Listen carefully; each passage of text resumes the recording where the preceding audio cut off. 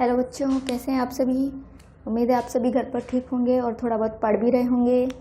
तो जैसा कि आप सभी को पता है, हम लोगों ने आपके लिए एक लेक्चर सीरीज़ स्टार्ट की है बीएससी पार्ट फर्स्ट के लिए, यूनिट फर्स्ट। आज हमारा लेक्चर 7 है।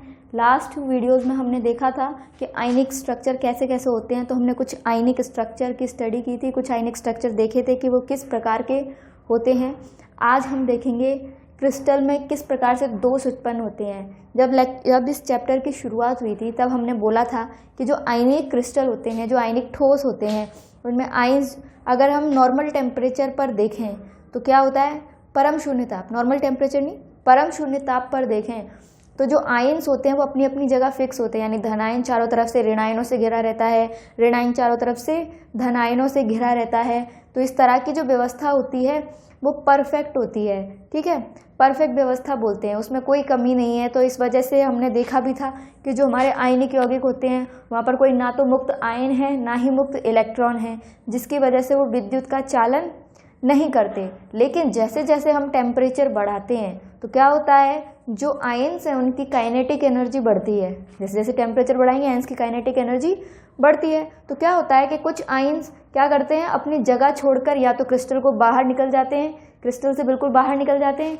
या फिर अपनी जगह छोड़कर कहीं और आ जाते हैं। तो जिससे क्या होता है कि उन आयंस की जगह खाली हो जाती है क्रिस्टल के अंदर, और इससे क्या हो जाता है कि डिफेक्ट पैदा हो जाता है, दोष पैदा हो जाता है क्रिस्टलों के अंदर, जिनसे क्या होता है उनकी प्रॉपर्टीज़ में काफ़ी चेंज आते हैं। पहले वो विद्युत का चालन नहीं कर रहे थे, लेकिन जब उनके अंदर डिफेक्ट पैदा हो जाते हैं तो हम देखते हैं कि वो विद्युत का चालन करने लग जाते हैं, उनमें कंडक्शन होने लगता है मुक्त इलेक्ट्रॉन या मुक्त आयंस की वजह से। तो वही डिफेक्ट्स हमको यहाँ पढ़ने हैं कि क्रिस्टलों में कितने प्रकार के डिफेक्ट्स होते हैं और डिफेक्ट्स क्या होते हैं और वो डिफेक्ट कौन कौन से हैं और कैसे हम उनको डिफाइन करेंगे, हम कैसे पहचानेंगे कौन सा डिफेक्ट है।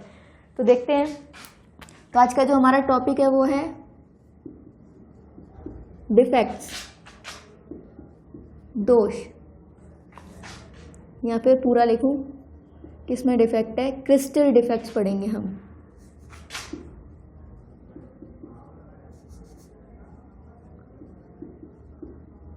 क्रिस्टल दोष। पहले तो हम क्रिस्टल को दोषों को डिफाइन करेंगे, डिफेक्ट्स क्या होते हैं। जैसा कि अभी मैंने बोला, परम शून्य ताप पर आयंस क्या रहते हैं, अपनी अपनी जगह पर फिक्स रहते हैं जहाँ पर उन्हें होना चाहिए था। लेकिन जैसे जैसे हम टेम्परेचर रेज करते हैं, जैसे जैसे टेम्परेचर बढ़ाते हैं तो आयंस अपनी जगह छोड़कर चले जाते हैं। उसी को हम क्या कहते हैं, डिफेक्ट कहते हैं कि क्रिस्टल के अंदर दोष उत्पन्न हो गया। तो हम क्या लिखेंगे, परम शून्य ताप पर क्रिस्टल में आयन अपने नियत स्थान पर स्थित होते हैं, अपने नियत स्थान पर स्थित होते हैं। परंतु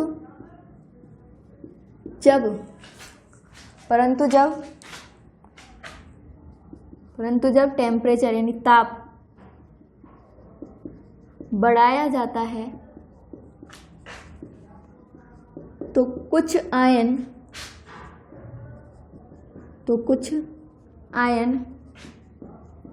अपना स्थान छोड़कर चले जाते हैं, अपना स्थान छोड़कर चले जाते हैं। तब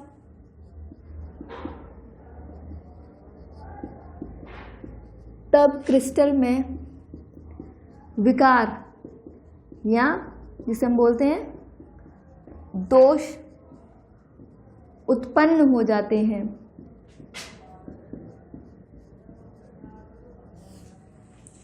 ठीक है, तो ये थी विकार यानी दोषों की डेफिनेशन कि परम शून्य ताप पर तो आयंस अपनी अपनी जगह पर होते हैं, लेकिन जैसे ही हम टेम्परेचर को बढ़ाते हैं तो आयंस क्या करते हैं, अपनी जगह छोड़कर चले जाते हैं, जिसकी वजह से उनके अंदर कुछ त्रुटियां उत्पन्न हो जाती हैं, दोष उत्पन्न हो जाते हैं। उन्हीं को हम क्या कहते हैं, क्रिस्टल डिफेक्ट्स, क्रिस्टल दोष। चलिए देखते हैं ये डिफेक्ट्स कितने प्रकार के होते हैं। वैसे तो डिफेक्ट्स बहुत टाइप के होते हैं, लेकिन आपके सिलेबस में सारे नहीं है, लेकिन आपको पता होना चाहिए कि कौन कौन से डिफेक्ट्स होते हैं। हम डिफाइन केवल उन्हीं को करेंगे, डिटेल में केवल उन्हीं को पढ़ेंगे जो आपके सिलेबस में है। बाकी आपको पता होना चाहिए कि कितने प्रकार के डिफेक्ट्स होते हैं। तो आप ये डेफिनेशन नोट कर लीजिए, फिर आगे चलते हैं।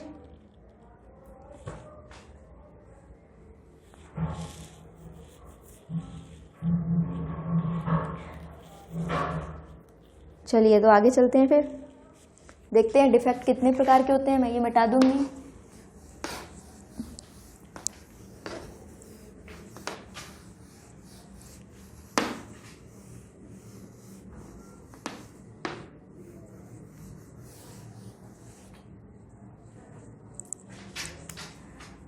तो हमें क्या करना है, डिफेक्ट्स देखना है कितने तरह के होते हैं डिफेक्ट्स। टाइप, क्लासिफिकेशन, ठीक है।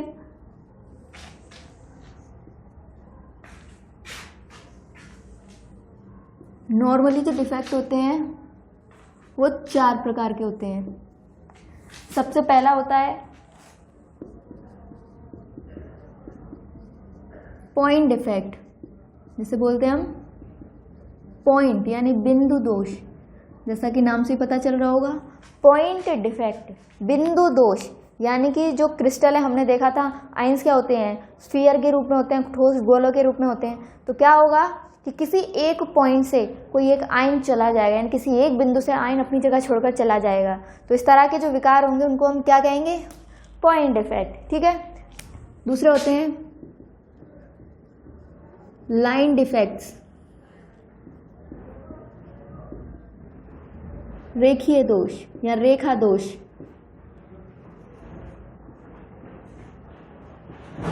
रेखा दोष ये कैसे उत्पन्न होते हैं, रेखा, लाइन, यानी कि जब आयंस की पूरी एक लाइन मिसिंग हो। इसमें तो किसी एक पॉइंट से मिसिंग थे, कोई एक पॉइंट से, लेकिन अब जब पूरी की पूरी लाइन मिसिंग हो तो उसे क्या कहते हैं हम, लाइन डिफेक्ट कहते हैं। ऐसे ही होते हैं एक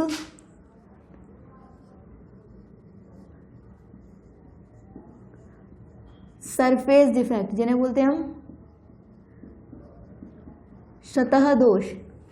यानी कि हमने देखा है ना क्रिस्टल का स्ट्रक्चर कैसा होता है, 3D होता है, 3 डायमेंशनल में, क्यूबिक में। तो क्या हो, कोई एक सरफेस के सारे आयंस चले जाए, मानो क्यूब है, उसकी सामने वाली जो सरफेस है उसके सारे आयंस चले जाए अपनी जगह छोड़कर। तो इस तरह के जो डिफेक्ट्स होंगे उनको क्या कहेंगे हम, सरफेस डिफेक्ट्स। एक और होते हैं जिन्हें बोलते हैं हम वॉल्यूम डिफेक्ट्स, आयतन दोष, ठीक है। तो ये 4 तरह के डिफेक्ट्स होते हैं जो आपके सिलेबस में, जो आपको पढ़ने हैं वो है केवल पॉइंट डिफेक्ट। आपको केवल कौन से पढ़ने हैं, पॉइंट डिफेक्ट्स पढ़ने हैं। बाकी ये 3 तरह के डिफेक्ट्स और होते हैं, आपको पता होना चाहिए। तो अगर हम पॉइंट डिफेक्ट को देखें जो कि हमको पढ़ना है, ये 2 प्रकार के होते हैं। इनको 2 टाइप में बांटा गया है, 2 नहीं एक्चुअली 3 प्रकार के होते हैं। पॉइंट डिफेक्ट 3 प्रकार के होते हैं। एक होते हैं स्टोइशियोमीट्रिक, एक होते हैं नॉन स्टोइशियोमीट्रिक, और एक होते हैं इम्प्योरिटी डिफेक्ट। स्टोइशियोमीट्रिक रस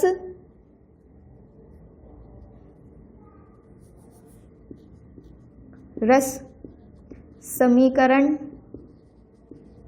मितीय दोष। स्टोइकियोमेट्रिक डिफेक्ट, रस समीकरण मितीय दोष। ये नॉन स्टोइकियोमेट्री है, तो ये कैसे हो जाएंगे, अरस समीकरण मितीय दोष। इम्प्योरिटी मतलब अशुद्धि दोष, ठीक है।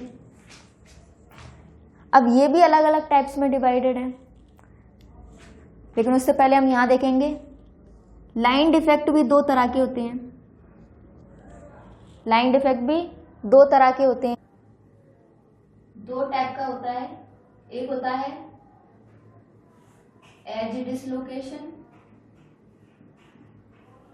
एक होता है एज डिसलोकेशन, और दूसरा होता है स्क्यू डिसलोकेशन। Skew dislocation. दो टाइप का होता है। लाइन डिफेक्ट, एज डिसलोकेशन, जब एजेस यानी किनारियों से जो आइन है अपनी जगह से डिसलोकेट हो जाए, अपनी जगह छोड़ के चले जाए। स्क्यू डिसलोकेशन, एक होता है स्क्यू डिसलोकेशन, जब डायगोनली आइंस गायब हो जाए अपनी जगह से, तो इसको क्या बोलते हैं? Skew dislocation. ऐसे ही सरफेस डिफेक्ट देखें तो ये 4 टाइप का होता है। एक होता है grain boundaries, twin boundaries, tilt boundaries and stacking fault. Stacking fault, grain boundaries, twin boundaries, tilt boundaries या फिर स्टैकिंग फॉल्ट, यानी कि जब बाउंड्रीज के दरदरे होने की वजह से जो आइंस है वो अपने जगह से डिसलोकेट हो जाए तो उसको ग्रेन बाउंड्रीज बोला जाता है। जब बाउंड्रीज डबल हो जाए, ट्विन हो जाए, तो उसकी वजह से तो क्या होता है? पूरी पूरी सरफेस जो होती है वो डिसलोकेट हो जाती है अपनी जगह से, उसमें फिर क्या कहते हैं? सिमेट्री नहीं रहती। तो ट्विन बाउंड्रीज, टिल्ट बाउंड्रीज, जब बाउंड्रीज थोड़ी सी मुड़ी हुई हो, टिल्ट हो, तब भी आइंस अपनी जगह से डिसलोकेट हो जाते हैं। एक स्टैकिंग फॉल्ट, स्टैकिंग मतलब जब आइंस की पैकिंग हो रही होती है उसी टाइम में उसमें सरफेस में कोई डिफेक्ट आ जाए तो उसको स्टैकिंग फॉल्ट में काउंट करते हैं। ऐसे वॉल्यूम डिफेक्ट है, ये केवल एक टाइप का होता है जिसे बोलते हैं हम क्रैकिंग डिफेक्ट। ये आपके सिलेबस में नहीं है तो आपको नहीं पढ़ने, लेकिन फिर भी जानकारी तो होनी चाहिए एक बार को। तो ये इतने टाइप के होते हैं। हमें क्या आंसर पढ़ने के बाद पॉइंट डिफेक्ट पढ़ने हैं। पॉइंट डिफेक्ट में रस समीकरण मिलती है, अरस समीकरण मिलती है और अशुद्धि दोष। अगर रस समीकरण मिलती की बात करें तो ये भी 2 प्रकार के होते हैं। फिर से 2 टाइप में बांटे गए। एक तो होता है शॉर्टकी, एक है फ्रैंकल। एक है शॉर्टकी जैसे कि NaCl में पाया जाता है, एक है फ्रैंकल, फ्रैंकल डिफेक्ट जैसे CaCl में पाया जाता है। शॉर्टकी एग्जाम्पल क्या है? NaCl में पाया जाता है, देखेंगे हम कैसा होता है। फ्रैंकल CaCl में पाया जाता है। ऐसे ये भी 2 प्रकार के होते हैं। ये भी 2 प्रकार के होते हैं। ये एक होते हैं धातु आधिक्य दोष, जब धातु का आधिक्य हो। एक होते हैं अधातु आधिक्य दोष, जब अधातुओं का आधिक्य होता है।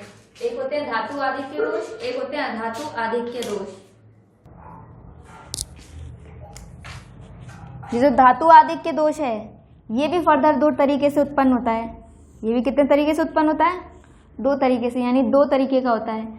पहला धातु आधिक्य होना चाहिए। तो धातु आधिक्य कब हो? जब क्या हो कि जो ऋणायन है उनकी वैकेंसी क्रिएट हो जाए, यानी कि ऋणायन अपनी जगह छोड़कर चले जाएं, तो ऋणायन की संख्या कम हो जाएगी, फिर किसकी बढ़ जाएगी? धनायन की संख्या बढ़ जाएगी। तो एक तो होते हैं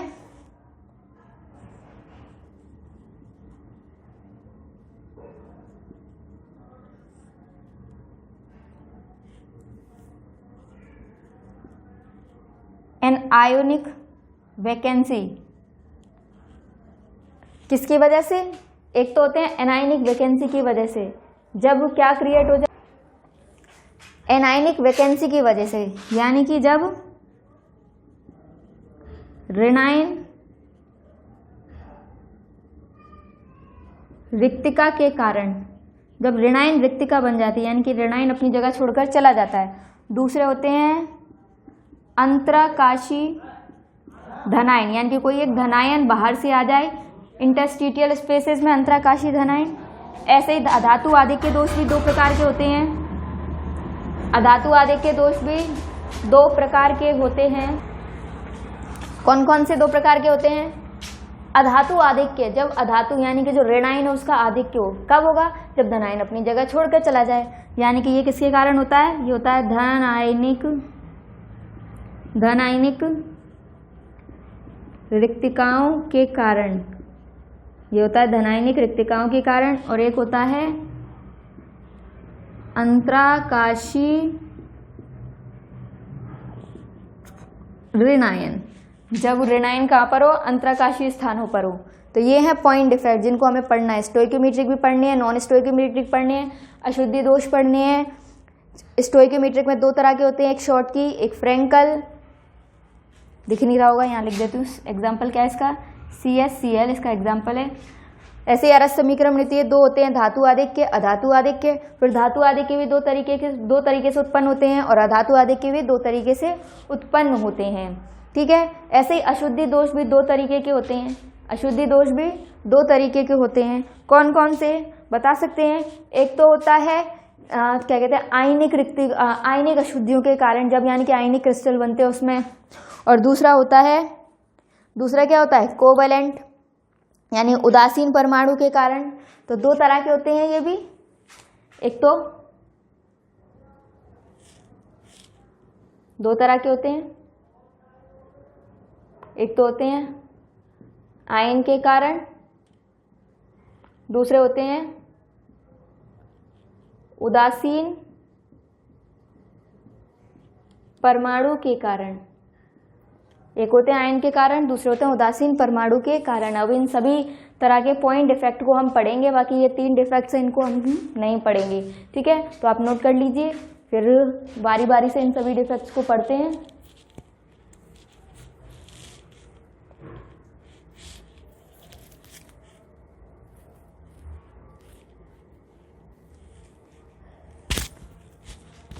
कर लिया नोट, मिटा देते हैं।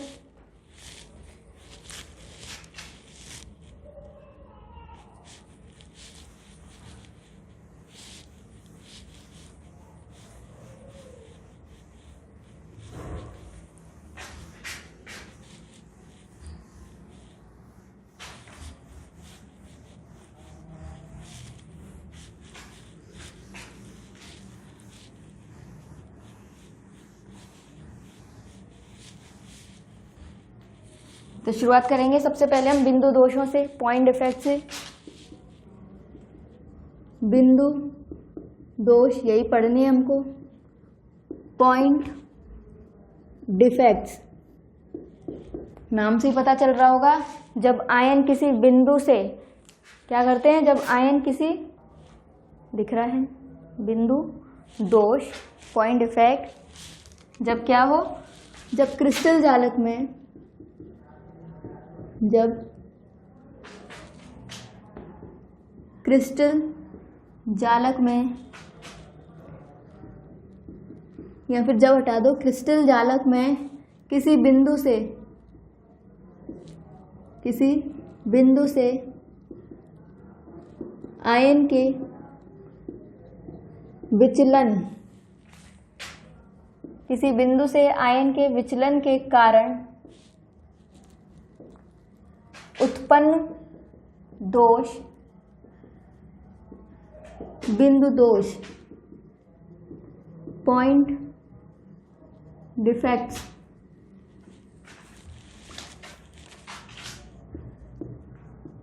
पॉइंट डिफेक्ट्स कहलाते हैं। ये कितने प्रकार के होते हैं? ये 3 प्रकार के होते हैं। सबसे पहले हम जो पढ़ेंगे वो है रस समीकरण मितीय दोष, स्टोइशियोमीट्रिक डिफेक्ट्स। इसका क्या मतलब है भाई? रस समीकरण मितीय स्टोइशियोमीट्रिक का क्या मतलब है? इसका मतलब है, स्टोइकियोमीट्रिक का क्या मतलब है? स्टोइकियोमीट्रिक का मतलब है, जैसे हमने NaCl लिया, NaCl, ठीक है, 10 सोडियम आयन लिए थे, 10 क्लोराइड आयन लिए, तो क्रिस्टल में कितने होंगे? 10 NaCl है। मान लो टेम्परेचर बढ़ने की वजह से एक सोडियम और एक क्लोराइड आयन बाहर निकल गया, तो बचेंगे कितने? 9 NaCl।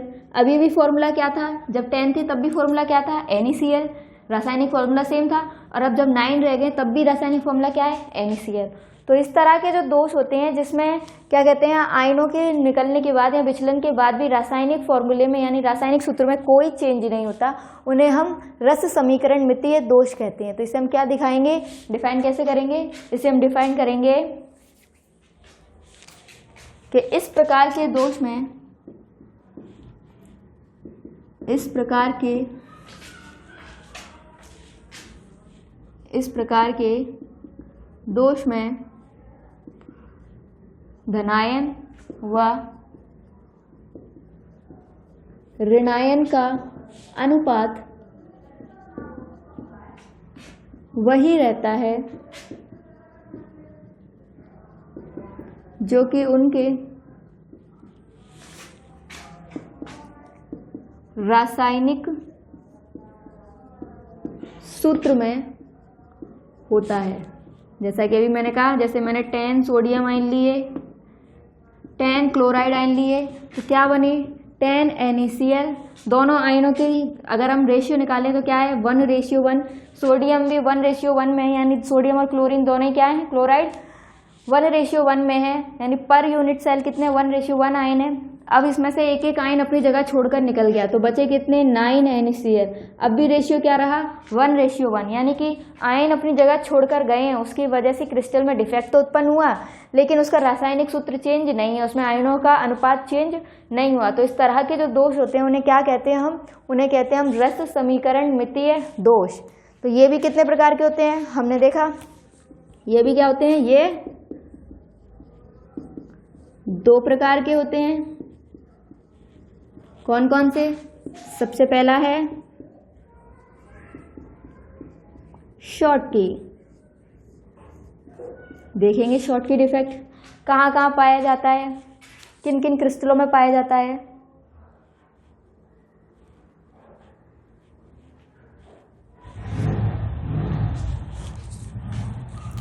तो अगर शॉटकी डिफेक्ट देखें तो शॉटकी डिफेक्ट जो है वो क्रिस्टल प्रदर्शित करते हैं जिनमें जो धनायन और ऋणायन है उनकी कोऑर्डिनेशन नंबर उच्च होती हैं, यानी कि जिनके कोऑर्डिनेशन नंबर बहुत हाई होते हैं, ऐसे क्रिस्टल क्या करते हैं शॉटकी डिफेक्ट प्रदर्शित करते हैं, क्योंकि उनका कोऑर्डिनेशन नंबर क्या है बहुत हाई है। तो हम लिख सकते हैं वह क्रिस्टल जालक इस दोष को प्रदर्शित करते हैं जिनमें धनायन व ऋणायन की कोऑर्डिनेशन नंबर क्या होती हैं, उच्च होती हैं। तो ऐसे क्रिस्टल क्या करते हैं शॉटकी डिफेक्ट प्रदर्शित करते हैं। दूसरी इनकी विशेषता क्या है, जब कोऑर्डिनेशन नंबर हाई है और ऐसा देखा गया है कि जिन जिन क्रिस्टलों में शॉटकी डिफेक्ट पाया जाता है वह धनायन और ऋणायन दोनों का आकार लगभग समान होता है, यानी कि धनायन और ऋणायन जो है वो लगभग समान आकार के होते हैं। तो दूसरी इसकी खास बात क्या है कि धनायन व ऋणायन लगभग समान आकार के होते हैं। धनायन व ऋणायन लगभग समान आकार के होते हैं। तीसरी इनकी खासियत क्या है कि इनके त्रिज्या अनुपात, जब इनके त्रिज्या अनुपात निकाले गए, यानी जिन क्रिस्टलों में शॉटकी डिफेक्ट पाया जाता है उनके त्रिज्या अनुपात निकाले गए तो वो बहुत उच्च प्राप्त होते हैं। तो यहाँ लिख सकते हैं इनके त्रिज्या अनुपात क्या होते हैं, उच्च प्राप्त होते हैं। जैसा कि बोला कि शॉटकी डिफेक्ट में क्या होगा, एक धनायन और एक ऋणायन अपनी जगह छोड़कर चले जाएंगे, तो आयतन पर क्या इफेक्ट पड़ेगा। जब आयन मौजूद थे तो आयतन ज़्यादा था, लेकिन जब आयन अपनी जगह छोड़कर चले गए तो आयतन जो है डेंसिटी, क्रिस्टल की डेंसिटी पर क्या फर्क पड़ेगा। जब धनायन ऋणायन मौजूद तो डेंसिटी ज़्यादा थी, लेकिन जब धनायन और ऋणायन अपनी जगह छोड़कर चले गए तो क्रिस्टल की डेंसिटी यानी कि उसका घनत्व क्या हो जाता है, कम हो जाता है। तो चौथा पॉइंट क्या लिखेंगे कि जो इस प्रकार के दोष में क्रिस्टल का घनत्व घट जाता है, क्रिस्टल की डेंसिटी क्या हो जाती है, घट जाती है। तो ये कुछ मेन पॉइंट्स हैं जिनको आप शॉटकी डिफेक्ट को पहचान कर सकते हैं। पहला तो उनमें पाया जाएगा जिनके कोऑर्डिनेशन नंबर बहुत हाई होते हैं, उच्च होते हैं। धनायन और ऋणायन का शेप जो है, आकार जो है लगभग क्या होता है, समान होता है, यानी दोनों सेम साइज के होते हैं। इसके अलावा उनके त्रिज्या अनुपात जब निकाले जाते हैं तो बहुत उच्च प्राप्त होते हैं। और जब क्रिस्टल अपनी जगह छोड़कर जब आयन अपनी जगह छोड़कर जा रहे हैं तो घनत्व क्या होता है, घट जाता है। तो फॉर एग्जाम्पल, जैसे एग्जाम्पल क्या है, जैसे NaCl है, CHCl है। अच्छा, अभी मैंने जब चार्ट बनवाया था शायद CHCl को फ्रेंकल के अंदर लिखा दिया, वो मेरी गलती हो गई। वहाँ से आप सही कर लेना कि जो CHCl है वो फ्रेंकल में नहीं आता, वो किस में आता है, शॉर्टकी में आता है, क्योंकि इसका कोऑर्डिनेशन नंबर बहुत हाई है। कितना होता है CHCl में कोऑर्डिनेशन नंबर, 8:8, इसका भी 8 और इसका भी 8। ऐसे NaCl में भी कितना होता है, 6:6।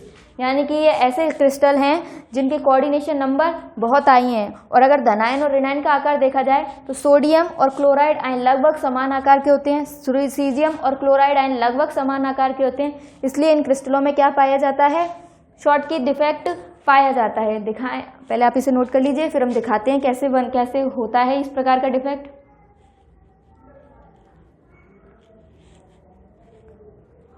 कर लिया नोट। तो CHCl का कोऑर्डिनेशन नंबर हाई है, इसलिए वो फ्रेंकल में नहीं आता, क्योंकि फ्रेंकल इसका जस्ट अपोजिट होता है, यानी ऐसे क्रिस्टल में पाया जाएगा जिनमें कोऑर्डिनेशन नंबर निम्न होते हैं। तो CHCl नहीं आएगा उसमें, तो वहां से हटा दीजिएगा, गलती से लिख गया वहां पर। अब देखते हैं किस प्रकार के दोष होंगे ये। मान लो एक क्रिस्टल लैटिस है, हम बना लेते हैं।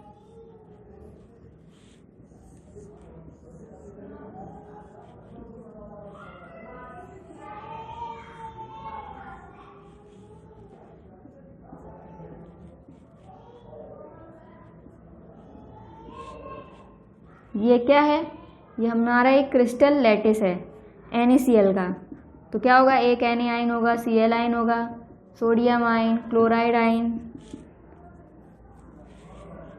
Chloride ion, sodium ion, chloride ion, sodium ion, sodium ion, chloride ion, sodium ion और क्लोराइड आयन। तो देखा क्या जाता है, जैसे ही इसको गर्म किया जाता है, NaCl के क्रिस्टल को गर्म किया जाता है, तो क्या होता है, एक सोडियम अपनी जगह छोड़कर चला जाता है। मान लो कोई भी ये वाला सोडियम अपनी जगह छोड़कर कहाँ चला गया, क्रिस्टल के बाहर चला गया। तो इसकी जगह पर क्या क्रिएट हो गई, खाली स्थान क्रिएट हो गया। इसको क्या बोलेंगे, इसको बोलते हैं धनायन रिक्तिका।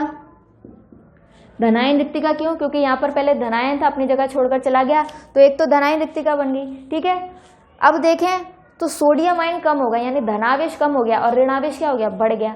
और जो ओवरऑल क्रिस्टल होता है वो न्यूट्रल रहता है, यानी कि वहाँ पर ऐसा नहीं है कि धनावेश ज़्यादा होगा या ऋणावेश ज़्यादा होगा, ऐसा नहीं होता।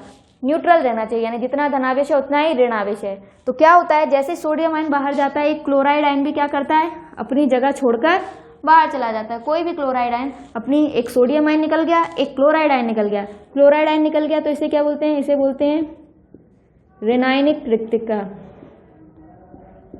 ये क्या बन गई, ऋणायन रिक्तिका। यहाँ से लिख लें ऋणायन रिक्तिका, क्योंकि यहाँ पर पहले एक ऋणायन था तो इसकी जगह क्या हो गया, रिक्तिका बन गई, अपनी जगह छोड़कर चला गया। तो जो इस तरह के दोष होते हैं जिसमें आयन मिसिंग है अपनी जगह से, किसी एक पॉइंट से, पॉइंट डिफेक्ट क्यों कहा गया, क्योंकि एक किसी पॉइंट से, एक पॉइंट ही तो है, ऐसा तो नहीं पूरी लाइन या पूरी सरफेस के आयन गए हो ना, केवल एक पॉइंट से आयन अपनी जगह छोड़कर चला गया है। और क्रिस्टल को न्यूट्रल रखने के लिए एक ऋणायन भी क्या किया, अपनी जगह को छोड़कर चला गया। तो क्या हुआ, क्रिस्टल में एक धनायन रिक्तिका और एक ऋणायन रिक्तिका क्रिएट हो गई, होल क्रिएट हो गया। इनको क्या बोलते हैं, इंग्लिश में होल बोलते हैं।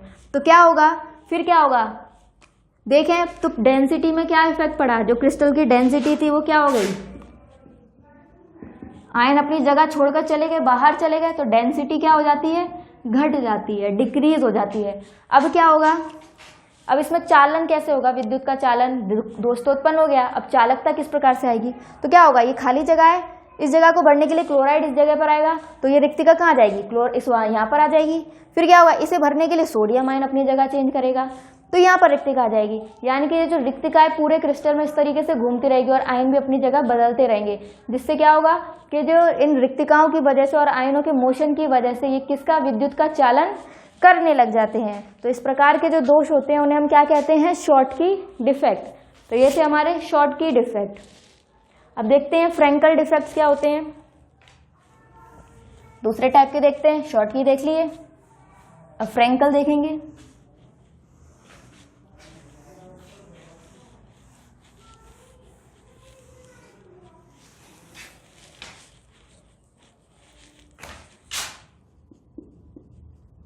फ्रेंकल दोष, फ्रेंकल डिफेक्ट देखेंगे हम। जैसा शॉर्ट की का जस्ट अपोजिट समझ लो इसको, और थोड़ा सा डिफरेंस भी होता है उसमें, देखते हैं क्या डिफरेंस होता है। पहला तो जैसे हमने शॉर्ट की में देखा था, वहाँ पर जो क्रिस्टल थे उनके कोऑर्डिनेशन नंबर हाई थे, और यहाँ पर जो क्रिस्टल फ्रेंकल डिफेक्ट को प्रदर्शित करेंगे उनके कोऑर्डिनेशन नंबर क्या होते हैं, निम्न होते हैं। तो इसमें लिखने हैं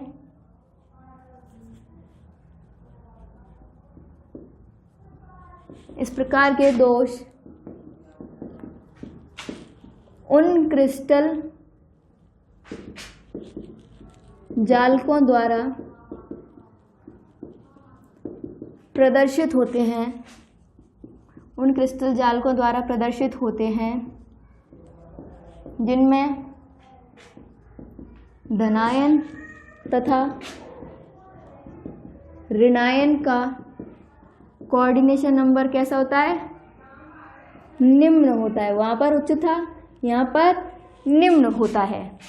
ठीक है, एक पॉइंट तो ये हो गया। दूसरी खास बात देखें, वहाँ पर क्या था कि जो धनायन और ऋणायन थे वो लगभग समान आकार के थे, लेकिन यहाँ पर ऐसा नहीं होता है। यहाँ पर क्या होता है, धनायन का आकार ऋणायन से थोड़ा सा छोटा होता है। यहाँ पर क्या होता है, धनायन का आकार ऋणायन से छोटा होता है, यानी यहाँ पर साइज डिफरेंस है। तो यहाँ क्या है, धनायन का आकार ऋणायन से छोटा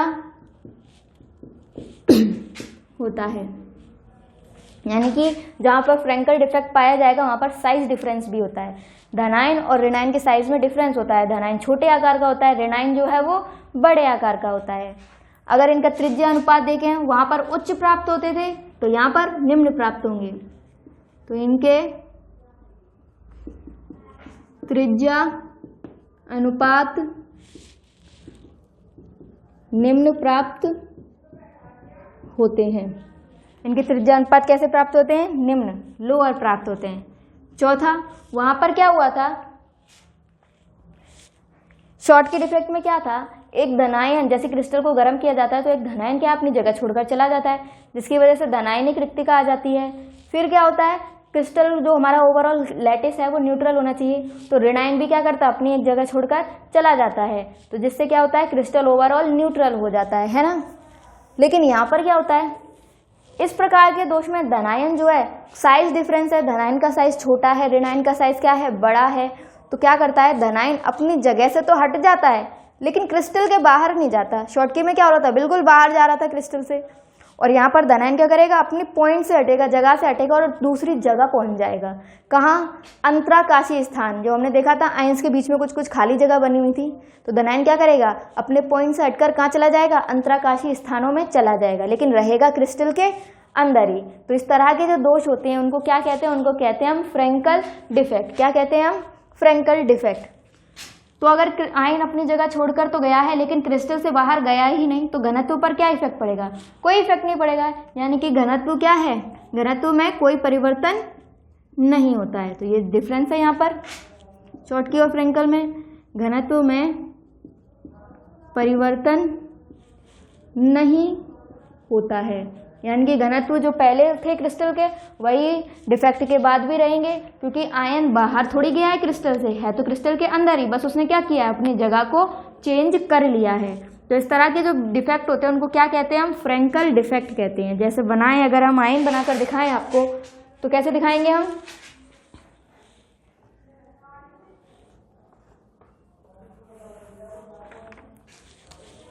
बना लेते हैं एग्जाम्पल जो इस तरह के डिफेक्ट प्रदर्शित करते हैं, ZNS, इसके अलावा AgBr।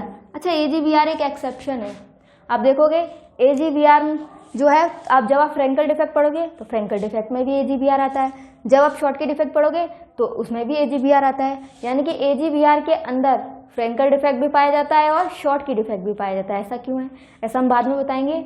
अभी आप इतना जान लीजिए कि AgBr में क्या है, शॉर्ट की और फ्रेंकल दोनों तरह के डिफेक्ट पाए जाते हैं। क्या रीज़न है वो हम बताएंगे अभी। पहले हम देख लेते हैं, हमने क्रिस्टल लिया है ZNS वाला,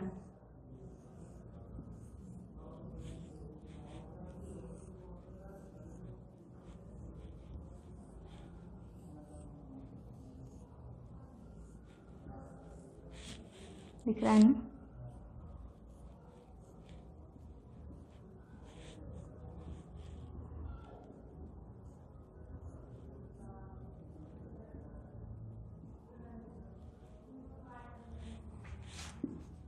एक जिंक आयन होगा, एक sulphide ion, zinc ion, sulphide ion.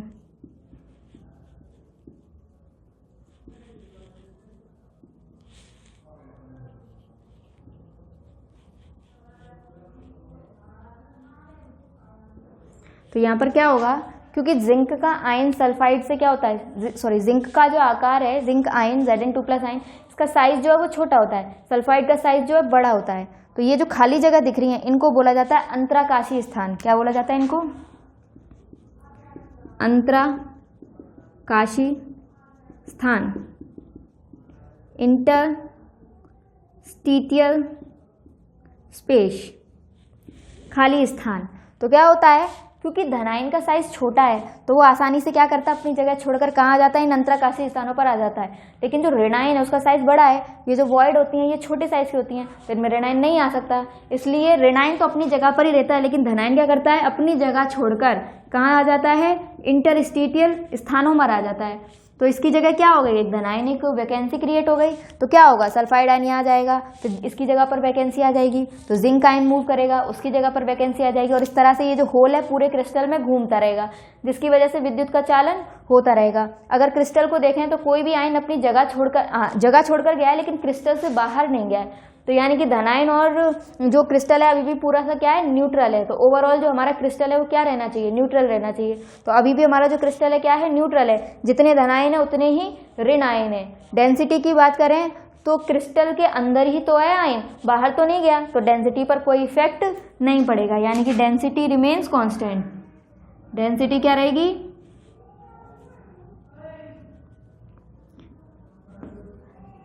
Constant, यानी डेंसिटी पर कोई इफेक्ट नहीं पड़ेगा। तो इस तरह के जो डिफेक्ट होते हैं ये किसमें आते हैं, फ्रेंकल डिफेक्ट की श्रेणी में आते हैं, जब धनायन अपनी जगह छोड़कर अंतराकाशी स्थानों इंटरस्टिशियल स्पेसेस पर चला जाता है। अब हम बात करें AGBR की, तो AGBR में फ्रेंकल और शॉटकी दोनों प्रकार के डिफेक्ट पाए जाते हैं। ऐसा क्यों?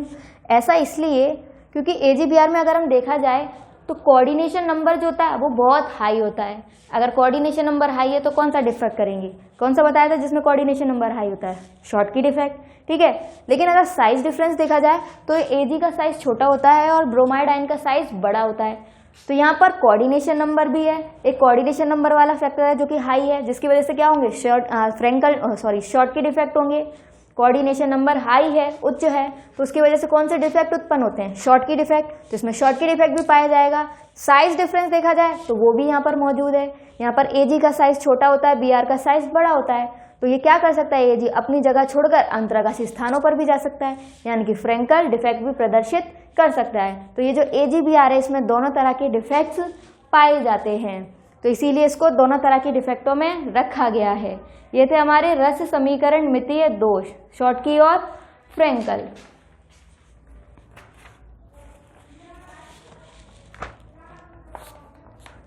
अब हम क्या देखेंगे, नोट कर लीजिए जल्दी से।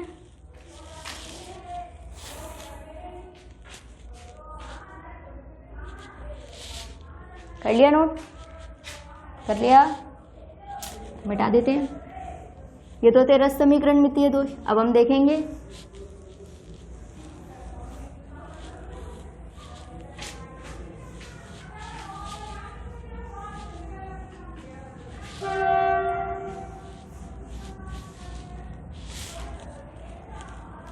अब क्या आएंगे हमारे, अब आएंगे हमारे अरस समीकरण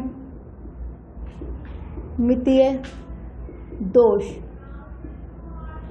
नॉन स्टोइशियोमीट्रिक डिफेक्ट्स।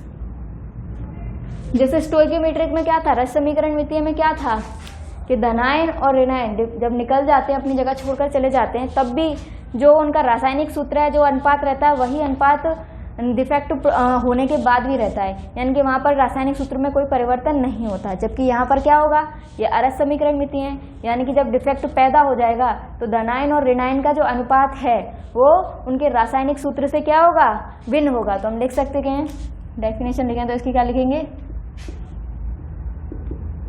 इस प्रकार के दोषों में धनायन तथा ऋणायन का अनुपात उनके रासायनिक सूत्र से भिन्न होता है, उनके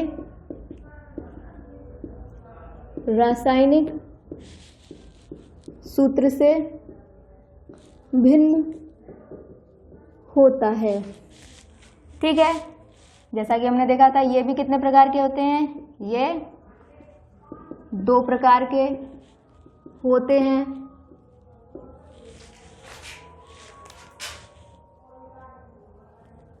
कितने प्रकार के होते हैं, ये 2 प्रकार के होते हैं। ठीक है, जो अरस समीकरण मितीय दोष हैं उनको हम नेक्स्ट लेक्चर में देखेंगे। सारे के सारे दोष जितने भी हैं उनको एक लेक्चर में कंप्लीट करेंगे अरस समीकरण मितीय के, और फिर हम एक और लेक्चर करेंगे दोष के ऊपर जिसमें हम अशुद्धि दोष लेंगे। तो इस तरह से आपका ये आधा चैप्टर जो है, आधी यूनिट जो है वो 7 या 8 लेक्चरों में कंप्लीट हो जाएगी, आधी यूनिट। उसके बाद आधी यूनिट बचेगी, उसमें ज़्यादा लेक्चर नहीं लगेंगे, 5 या 6 लेक्चर और लगेंगे, फिर आपकी यूनिट कंप्लीट हो जाएगी। तो आप लोग पढ़ते रहिए।